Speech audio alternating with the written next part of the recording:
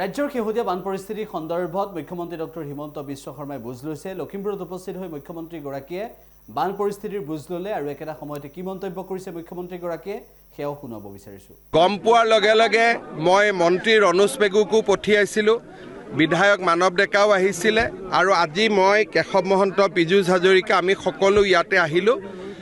গোটেই কথাখিনি অধ্যয়ন কৰিলোঁ। ইয়াত এটা জান আছে, অকণমান যদি জানটোলৈকে আমি পানীখিনি পঠিয়াই দিব পাৰোঁ, মানুহখিনিয়ে ইমিডিয়েটলি ৰিলিফ হয়তো পাব।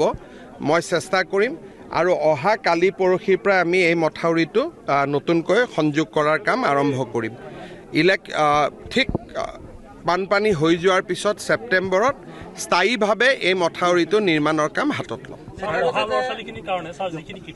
হয়, চবখিনি সুবিধা আমি কৰি দিম। কিতাপৰ পৰা, ফিচাৰীৰ পৰা, পশু পক্ষীৰ পৰা ঘৰলৈকে যিমানখিনি পাৰোঁ আমি ৰাইজক সহায় কৰিম। চাওক, অলপ আগতে মই এয়াৰপৰ্টত নেপকোৰ অফিচাৰখিনিৰ লগতো কথা পাতিছোঁ আৰু তেওঁলোকক মই অলপ বেয়াকৈয়ে কৈছোঁ, গোটেই বিষয়টোত আমি এটা তদন্ত কৰিম। যদি নেপকোৰ দোষ আছে তেতিয়াহ'লে নেপকোকো আমি জবাবদিহি কৰিম।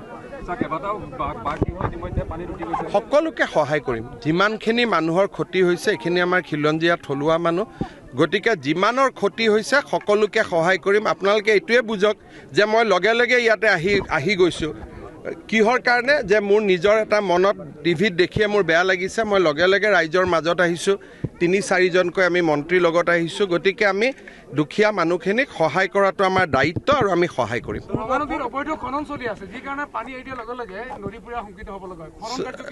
সেইটো কথা মোক কোনেও কোৱা নাছিল, আপুনি আজি কৈছে, মই ডিচিক চাব ক'ম। যোৱাবাৰ আহোঁতে দলং আহোঁতে মোক ক'লে হয়তো মই ইমান দিন চাব পাৰিলোহেঁতেন। এতিয়া আপোনালোকে কৈছে যেতিয়া মই নিশ্চয় এইটোতো চকু দিম। গম পোৱাৰ লগে লগে মই মন্ত্ৰী ৰনোজ পেগুকো পঠিয়াইছিলোঁ, বিধায়ক মানৱ ডেকাও আহিছিলে আৰু আজি মই কেশৱ মহন্ত, পীযুষ হাজৰিকা আমি সকলো ইয়াতে আহিলোঁ। গোটেই কথাখিনি অধ্যয়ন কৰিলোঁ। ইয়াত এটা জান আছে, অকণমান যদি জানটোলৈকে আমি পানীখিনি পঠিয়াই দিব পাৰোঁ, মানুহখিনিয়ে ইমিডিয়েটলি ৰিলিফ হয়তো পাব। মই চেষ্টা কৰিম আৰু অহা কালি পৰহিৰ পৰা আমি এই মথাউৰিটো নতুনকৈ সংযোগ কৰাৰ কাম আৰম্ভ কৰিম। ঠিক বানপানী হৈ যোৱাৰ পিছত ছেপ্টেম্বৰত স্থায়ীভাৱে এই মথাউৰিটো নিৰ্মাণৰ কাম হাতত ল'ম। হয়, চবখিনি সুবিধা আমি কৰি দিম। কিতাপৰ পৰা, ফিচাৰীৰ পৰা, পশু পক্ষীৰ পৰা ঘৰলৈকে যিমানখিনি পাৰোঁ আমি ৰাইজক সহায় কৰিম। চাওক, অলপ আগতে মই এয়াৰপৰ্টত নেপকোৰ অফিচাৰখিনিৰ লগতো কথা পাতিছোঁ আৰু তেওঁলোকক মই অলপ বেয়াকৈয়ে কৈছোঁ, গোটেই বিষয়টোত আমি এটা তদন্ত কৰিম। যদি নেপকোৰ দোষ আছে তেতিয়াহ'লে নেপকোকো আমি জবাবদিহি কৰিম।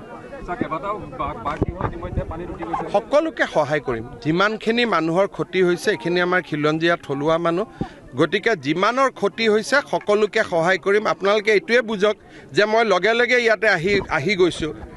কিহৰ কাৰণে? যে মোৰ নিজৰ এটা মনত টিভিত দেখিয়ে মোৰ বেয়া লাগিছে। মই লগে লগে ৰাইজৰ মাজত আহিছোঁ, ৩-৪জনকৈ আমি মন্ত্ৰীৰ লগত আহিছোঁ। গতিকে আমি দুখীয়া মানুহখিনিক সহায় কৰাটো আমাৰ দায়িত্ব আৰু আমি সহায় কৰিম।